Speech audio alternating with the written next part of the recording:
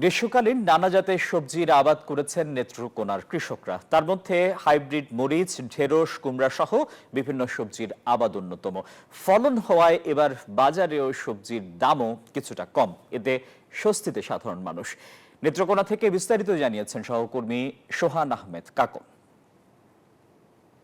আমি এই মুহূর্তে আছি নেত্রকোনার সদর উপজেলার রোহা ইউনিয়নের একটি গ্রাম, কুনিয়া গ্রাম। এই গ্রামটি আসলে সবজির গ্রাম হিসেবে ইতিমধ্যেই পরিচিতি লাভ করেছে। এখানে গ্রীষ্মকালীন, শীতকালীন বিভিন্ন ধরনের সবজির আবাদ করে থাকেন।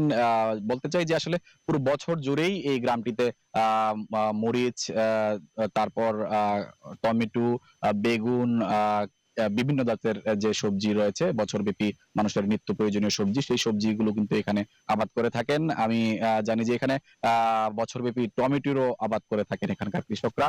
আমি একটু দেখানোর চেষ্টা করছি যে আমি এখানে যেই জমিটিতে আছি, এটি হাইব্রিড জাতের মরিচের আবাদ করেছেন একজন কৃষক। সেই মরিচগুলো কিন্তু আসলে পুরো বছর জুড়ে যে মশলার চাহিদা, সেই মশলা চাহিদা কিন্তু আসলে এখানকার মরিচের মাধ্যমে হয়ে থাকেন। এবং এই যে মরিচ, সেইগুলো কিন্তু এই কিছুদিনের মধ্যেই হারভেস্টিং হবে বলে আমরা জানতে পেরেছি। আমি একটি তথ্য দিতে চাই। এখানে আসলে নেত্রকোনার যে কৃষি সম্প্রসারণ অধিদপ্তরের তথ্য মতে এবছর জেলায় প্রায় ৭,৫০০ হেক্টর জমিতে বিভিন্ন ধরনের সবজির আবাদ করেছেন। তার মাঝে কিছু কিছু অংশে আমরা দেখেছি যে সবজির পাশাপাশি মশলা জাতীয় যে সবজিগুলো রয়েছে, সেগুলো কিন্তু এখানকার কৃষকরা আবাদ করেছেন। আর হাওর অঞ্চলের কথা যদি বলি, যে নেত্রকোনার হাওর অঞ্চল, মদন মোহনগঞ্জ, খালিয়াজুড়িতে কিন্তু এবছর মিষ্টি কুমড়ারও বেশ আবাদ হয়েছে। সেই সাথে অপর উপজেলা, যে সীমান্ত উপজেলা কলমাকান্দায় কিন্তু বিভিন্ন ধরনের কুমড়ার চাষ হয়েছে। সব মিলিয়ে যদি বলি যে আসলে এই বিভিন্ন ধরনের সবজির আবাদের ফলে কিন্তু এবছর এই গত